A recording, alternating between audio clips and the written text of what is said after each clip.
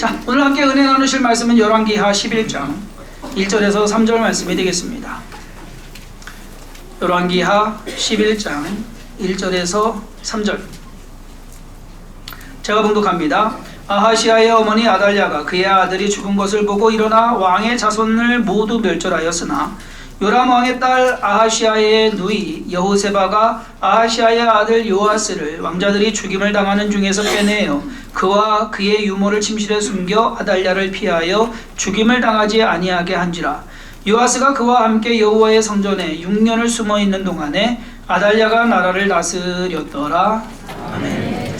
지난 시간에 북이스라엘 왕 예후에 대해서 말씀을 드렸습니다. 예후는 아합의 아들이었던 북이스라엘의 왕 요람을 죽이고 그리고 남유다의 아하시아까지 죽였습니다. 즉, 두 나라의 왕을 다 죽인 거예요. 그러면 예후가 다시 남북을 통일해 가지고서 자기가 두 나라의 왕이 될 수도 있었지 않았을까라는 생각을 해보는데 그렇게 하지는 않았어요. 남유다의 군사력이 생각보다 강했던 것인지 강하기는 했습니다. 아니면 새롭게 남유다의 왕이 된 사람이 대단했던 것인지 정확한 이유는 모르겠습니다. 하지만 예후는 북이스라엘의 왕으로서만 통치하게 됩니다. 자, 그러면 남유다의 왕이 된 사람이 누구인가? 오늘 읽은 본문 말씀에 나오는 사람입니다. 아달랴. 이 아달랴라는 여인이 남유다의 왕이 됩니다. 참 특이한 상황이 벌어지고 말았습니다. 아달랴는 아합과 이세벨의 딸입니다. 그러면서 남유다의 왕이었던 아하시아의 어머니입니다. 이게 어떻게 된 거냐면 아합과 남유다의 여호사밧인데 둘이 사돈을 맺었어요. 네, 내 딸 줄게, 네 아들하고 결혼시키자 해가지고서 남유다의 왕비가 된 거죠. 말하자면 아달랴가 그래서 그 아들이 왕이 됐는데 그 아들이 죽어버린 거예요.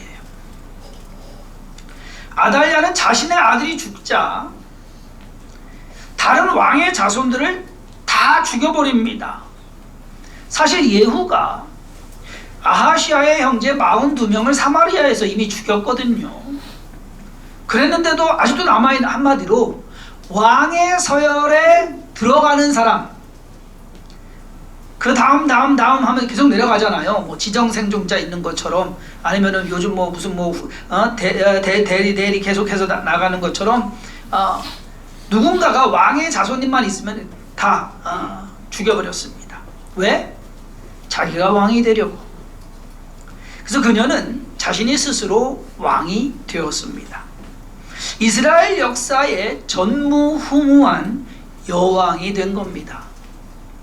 그녀가 왕의 자손을 다 죽인 것은 조그만 불씨라도 다 꺼버리고 남기지 않으려는 그러한 의도였습니다. 그런데 오늘 말씀해 보면 요아스라는 아기가 살아남습니다. 아기. 세계 역사에 아달랴 같은 여인이 또 있습니다. 당나라의 측천무후라고 들어는 보셨을 것인데 저도 잘 몰랐는데 설교를 준비하다 보니까 이 측천무후는 당나라 고종 황제의 황후였습니다. 원래 고종 황제의 황후가 아니라요, 고종 황제의 아버지의 첩이었었어요. 후궁 같은. 그랬는데 아버지 죽자 아들이 한마디로 아버지 후궁하고 결혼을 한 거예요. 그래서 고종이 죽자, 자기 남편이 죽자 측천무후는 자신의 두 아들을 차례로 왕을 시킵니다. 황제를 시키는 거예요. 황제를 시켰는데 마음에 안 들어 폐위시켜버리고 또 아들을 세웠어요. 근데 또 마음에 안 들어 폐위시키고 결국 자기가 황후가 됩니다. 나라도 당나라에서 주나라로 바꿔버립니다. 수도도 장안에서 낙양으로 옮겼다고 합니다. 측천무후는 중국 역사상 처음이자 마지막 유일한 여성 황제였다고 합니다. 그녀의 출신이나 어떠한 말하자면 이렇게 자격으로 보면 그녀가 황제가 될 수 있는 자격이나 상황은 아닙니다. 그런데 그녀가 중국의 황제가 되었습니다. 아달랴도 따져보면 남유다의 왕이 될 수 있는 자격이나 명분은 없습니다. 남유다의 왕은 다윗의 후손만 됩니다. 그런데 그녀는 다윗의 후손도 아니고 남자도 아닌 여자가 남유다의 왕이, 그것도 자기 스스로 된 것입니다. 이 말은 다윗의 그 왕위가 끊어졌다라는 것을 의미하기도 합니다. 잘 가다가 끊어져 버린 것. 아달랴가 왕손을 다 죽이고 자기가 왕이 됐기 때문에. 자, 그러면 우리가 생각해 볼 게 하나 있어요. 그 뭐냐? 아달랴는 그럼 다음을 생각했느냐 말이에요. 남편도 죽고 아들도 죽고 그리고 왕이 될 만한 모든 남자들은 다 죽여버렸는데 자기가 왕후가 됐어요. 그럼 자기 죽으면 누가 왕이 되는? 자기 자식이 없는데. 그렇잖아요. 누가 왕이 되냐 말이에요. 혈통적으로 왕위를 이어갈 사람은 없다는 얘기입니다. 그것을 아달랴가 알았을까요? 몰랐을까요? 저는 알았을 거라고 생각합니다. 알아도 개의치 않는 거예요. 나만 황후가 돼서 떵떵거리면서 살면 된다는, 자기만 왕이 되면 되고 자기가 왕으로 살다가 죽으면 그 다음은 어떻게 되든 뭐 상관없다. 즉 그녀는 나라를 위하는 마음이 없었습니다. 자기 자신만을 위한 것입니다. 정치인들이 나라를 위한다고 정치에 나서지만 정작 나라를 위하는 진정한 정치인은 찾아보기 힘듭니다. 교회도 많은 목회자들이 열심히 목회를 하지만 그 중에는 교회를 위하고 성도를 위하고 하나님을 위한다는 명목하에 자기의 평안만을 위하는 그러한 목회자들도, 그러한 선교사들도 있습니다. 그런 분들 때문에 사실 한국교회가 뭐 부흥하고 발전하기도 했지만 병들기도 했습니다. 대한민국이 고령화되어 가는 것보다, 그 속도보다 교회가 더 빨리 고령화되고 있습니다. 그녀가 나라를 어떻게 통치했는지 기록이 남아있지 않습니다. 그냥 안 봐도 뻔한 내용입니다. 강한 압제와 탄압이 가득한 그러한 공포정치였을 것이다. 그녀가 6년을 통치하는 동안 하나님께서는 요아스라는 어린 아이를 남유다의 왕으로 준비하고 계셨습니다. 그러니까 다윗의 왕위가 끝난 것 같은데 끝나지 않은, 하나님께서 성경에서 자주 사용하는 그러한 방법이에요. 다 끝난 것 같아. 사람도 죽었고 안 되고 패했고 그랬는데 그것을 통해서 하나님께서는 하나님의 일을 이루어 가시더라. 하나님의 방법입니다. 하나님께서는 아달랴가 왕의 자손들을 다 죽일 때 어린 요아스를 빼내십니다. 그것도 다른 사람이 아닌 요아스의 고모와 고모부를 통해서. 6년 뒤에 요아스가 왕이 되었을 때 나이가 7살이니까 6년을 빼면 요아스가 구출될 때에는 1살이었어요. 너무나도 어린 나이였기에 무엇을 할 수 있는 상황이 아니었습니다. 도망가서 숨는 것이 상책이었습니다. 그런데 아주 특이한 것은 요아스가 어디에 숨었느냐? 성전에 숨었어요. 성전에 숨어서 성전에서 6년을 컸습니다. 들키지 않고. 들키지 않은 이유가 있어요. 거기서 요아스의 고모와 고모부 여호세바와 여호야다. 여호야다는 제사장입니다. 이제 요아스를 이야기할 때 다시금 말씀을 드리겠습니다. 그 두 고모부가 이 어린 아기를 살려낸 것이지만 결국 이 모든 것은 하나님께서 행하신 일이었더라. 왜? 하나님께서 다윗 왕에게 약속하셨거든요. 내 왕위가 영원할 것이다. 사무엘하 7장 15절과 16절을 보면 내가 내 앞에서 물러나게 한 사울에게서 내 은총을 빼앗은 것처럼 그에게서는 즉 다윗에게서는 빼앗지는 아니하리라. 내 집과 내 나라가 내 앞에서 영원히 보존되고 내 왕위가 영원히 견고하리라 하셨다 하라. 나단 선지자가 다윗에게 와서 전한 말입니다. 하나님께서 이렇게 말씀하시더이다. 당신의 왕위가 끊이지 않을 것입니다. 하나님은 약속을 지키시는 분이십니다. 그리고 그 약속을 지키기 위해서 하나님은 하나님 나름의 일을 하시고 계시더라. 우리는 몰라요. 하나님이 아무것도 안 하고 계시는 줄 알아. 보이지 않으니까.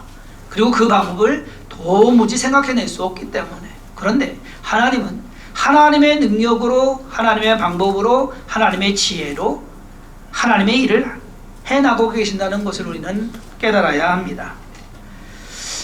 다윗을 생각해서 하나님은 요아스를 남겨두셨습니다. 아달랴가 유다의 여왕이 되어서 6년을 통치합니다. 그녀는 자기가 천년만년 왕위를 유지할 거라고 생각했을 겁니다. 그런데 생각지도 않은 반역이 일어납니다. 6년이 지나고 요아스가 7살이 되었을 때에 제사장 여호야다는 백부장들과 함께 군사들과 함께 모의를 해서 반역을 일으킵니다. 아달랴가 그 사실을 알고 반역이다 라고 말을 하지만 외치지만 이미 게임은 끝났습니다. 여호야다와 백부장들에 의해서 아달랴는 칼에 죽임을 당하고 맙니다. 여러분, 아달랴가 왕이 되지 않았다면 그렇게 비참한 죽음을 당했을까요?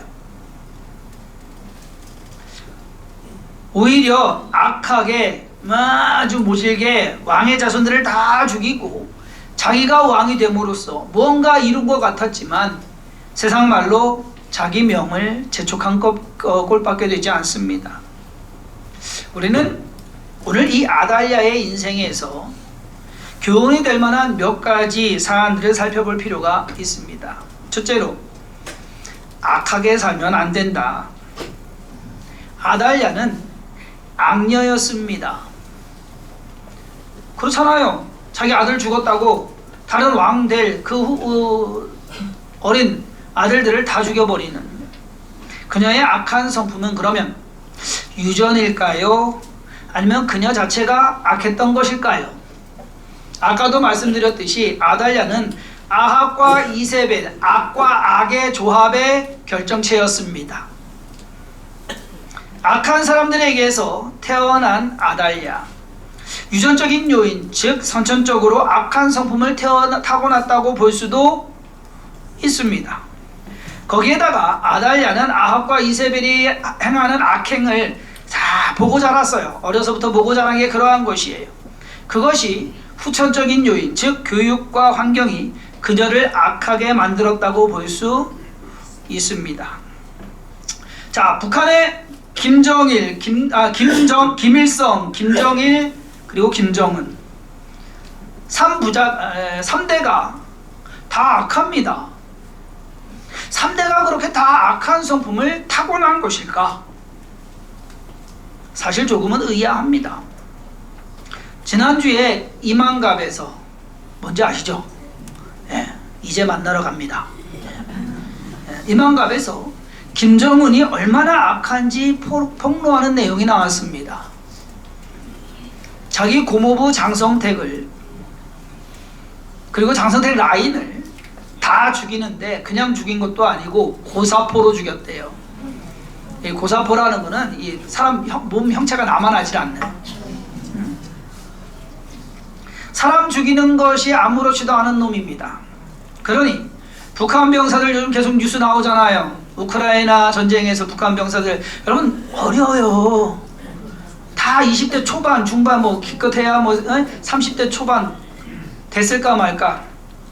우크라이나 전장에 내보내가지고서 러시아한테 좀 원조 좀 받으려고 그렇게 하는 것 알잖아요. 왜 이렇게 악할까? 조금의 양심은 없는 것인가? 착한 마음이 이만큼은 없나? 자, 그러면 김정은의 딸 김주혜도 악할까요?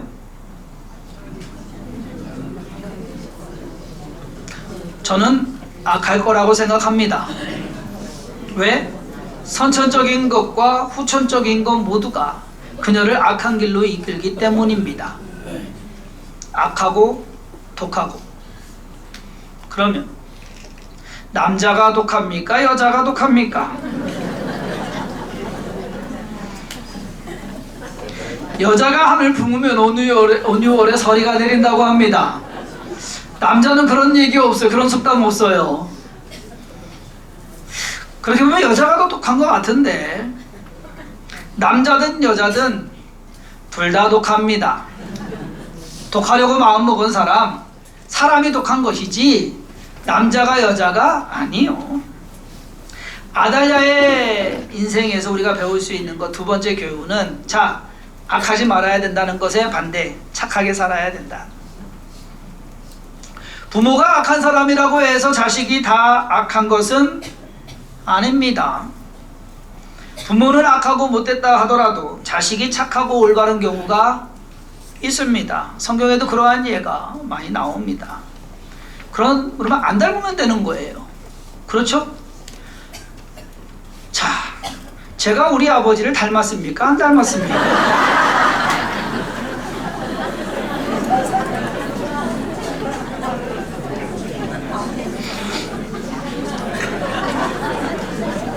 왜 슬렁거려요?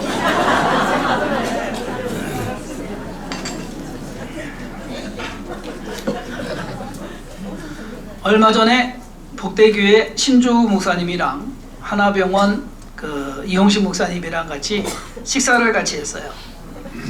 이런저런 얘기를 하다가 이용식 목사님이 저희 성탄절에 아모라트에서 식사하고 예배드릴 때 오셨거든요. 와서 밥 먹고 갔거든요. 그래서 이렇게 저희 교회를 대신 자랑해 주는 거예요. 성탄절 예배 거기서 드렸다고. 신조 목사님 놀라시더라고. 돈 많이 들어갔겠다고. 네, 2천만 원 들어갔습니다. 그러면서 이런저런 또 얘기를 하다가 교회 이제 단기 선교를 가면 세계 어디를 가든지 저희 교회는 회비가 50만 원입니다. 그래도 거기서도 또 놀라시는 거예요. 그러면서 저한테 조심스럽게 말씀을 하시는 겁니다. 목사님, 기분 나쁘게 듣지 마시고, 내가 보니까 아버지 닮았어.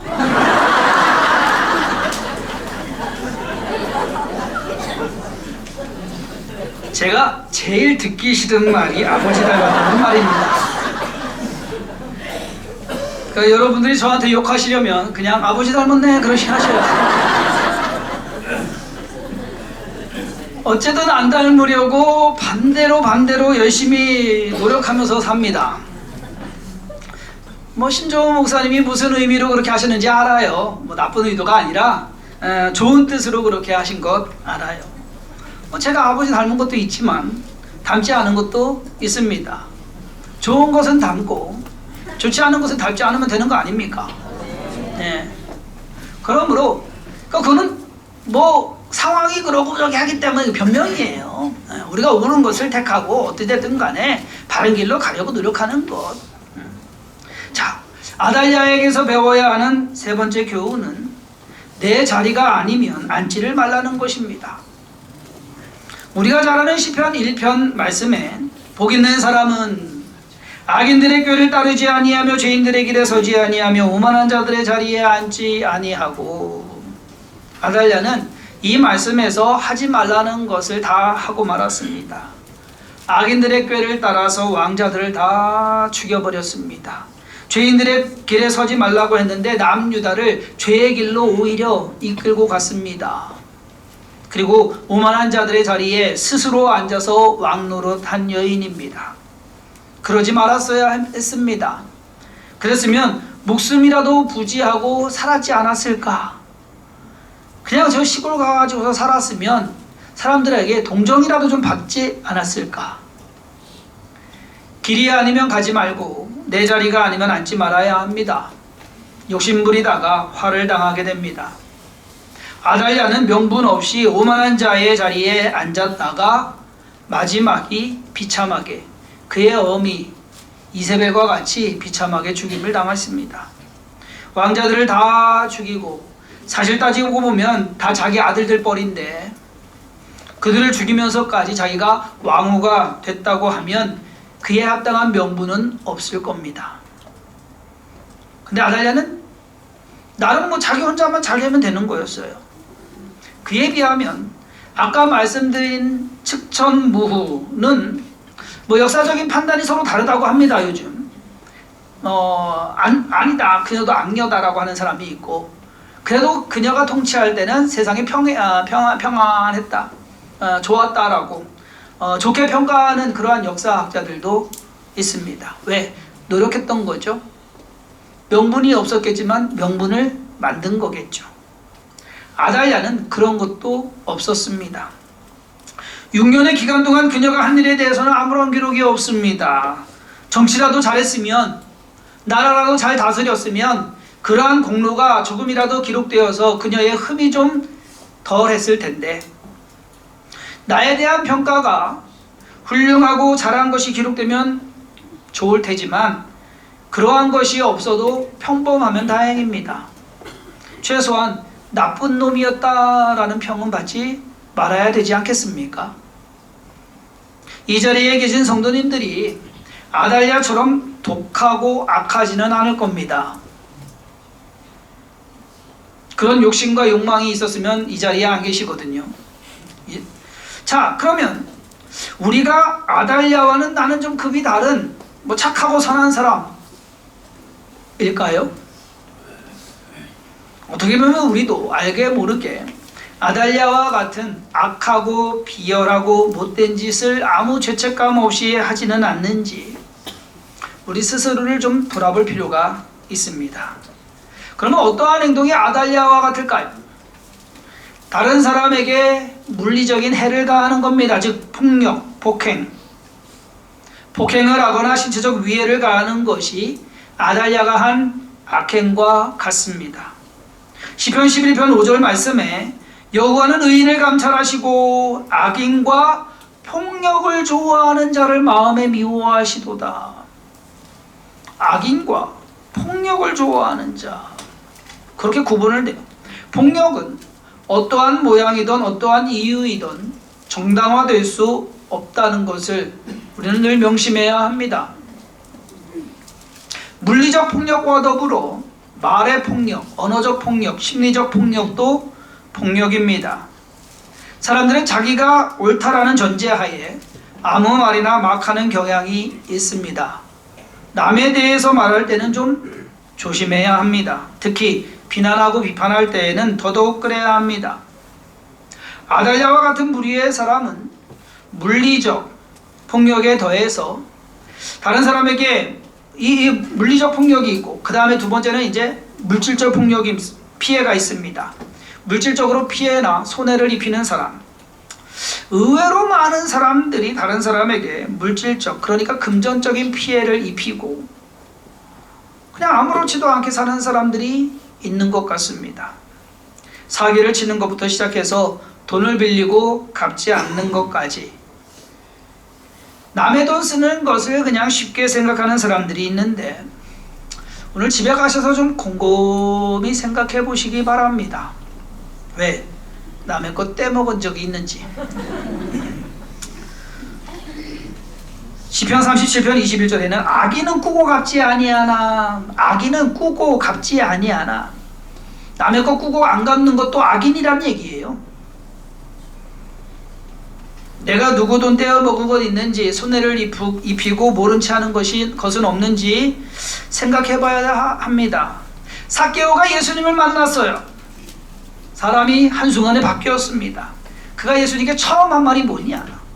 삭개오가 서서 주께 여짜오되 주여 보시옵소서, 내 소유의 절반을 가난한 자들에게 주겠사오며 만일 누구의 것을 속여 빼앗은 일이 있으면 내 갑절이나 갚겠나이다. 예수님 만나서 처음 깨닫고 결심하고 결단한 것이 남의 것 빼앗고 속인 것 있으면 갚겠습니다.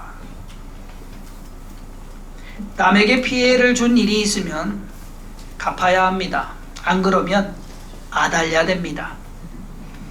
그리고 여기에 더해서 물리적 폭력이나 물질적 피해보다 우리가 더 조심해야 되고 신경 써야 할 한 가지 더 큰 악행이 있습니다. 그것은 다른 사람의 육신을 죽이는 것이 아닌 영혼을 죽이는 겁니다. 우리로 인해서 누군가가 교회를 떠나고 믿음을 저버리고 하나님을 믿지 않게 된다면 그것은 아달랴가 한 만행과 악행보다 더 심각하고 더 중한 죄가 된다는 사실을 명심해야 합니다. 예수님께서 마태복음 18장 6절에 누구든지 나를 믿는 이 작은 자 중 하나를 실족하게 하면 차라리 연자 맷돌이 그 목에 달려서 깊은 바다에 빠뜨려지는 것이 나으니라 라고. 여러분, 심각한 얘기예요. 무서운 말씀입니다. 여기에 더해서 예수님은 그 당시에 믿음이 제일 좋다고 자부했던 사람들, 하나님을 자기들이 제일 잘 섬긴다고 그렇게 생각했던 바리새인과 서기관들을 향해서 이렇게 질타하십니다. 화 있을진저 외식하는 서기관들과 바리새인들이여, 너희는 천국문을 사람들 앞에서 닫고 너희도 들어가지 않고 들어가려 하는 자도 들어가지 못하게 하는도다. 꼭 사람을 죽여야만 아니면 위해를 가해야만 아달랴가 되는 것은 아닙니다. 올바르지 않고 조심스럽지 않고 무례하고 분별 없는 말과 행동이 아달랴의 모습인 것입니다. 여러분, 왕이 안 돼도 괜찮아요. 1등 안 해도 괜찮아요. 부자가 아니어도 되고요. 세상적으로 성공 못해도 돼요. 남에게 해 끼치지 않고 그저 아주 보통의 하루를 보내면서 살아간다면 그것이 잘 사는 인생입니다. 욕심 내려놓고 있는 것에 만족하면서 주신 것에 감사하면서 하루하루 살아가시는 주성김교회 성도님들 되기를 주님의 이름으로 축원합니다. 기도하겠습니다. 하나님께서 우리를 하나님의 자녀로서 이 땅에 살아가게 하십니다. 하나님의 자녀가 누구입니까? 믿음으로 살아가는 사람들입니다. 그러므로 세상 기준으로 살아가지 않게 하시고 하나님 기준으로 살아가는 삶을 이루게 하여 주옵소서. 욕심 내려놓게 하시고 우리의 욕심 때문에 누군가에게 해를 끼친다고 한다면 더욱더 조심해서 살아가는 우리의 삶의 모습이 있게 하여 주옵소서. 한 주간도 하나님의 뜻을 품고 이 땅에서 살아가게 하시고 해야 되는 모든 일들 잘 이루어가게 하시며 하나님과 동행하는 그 모든 것 속에서 선한 일, 또 감사한 일, 의의 길로 나아가게 하여 주옵소서. 감사하며 예수님의 이름으로 간절히 기도했사옵나이다.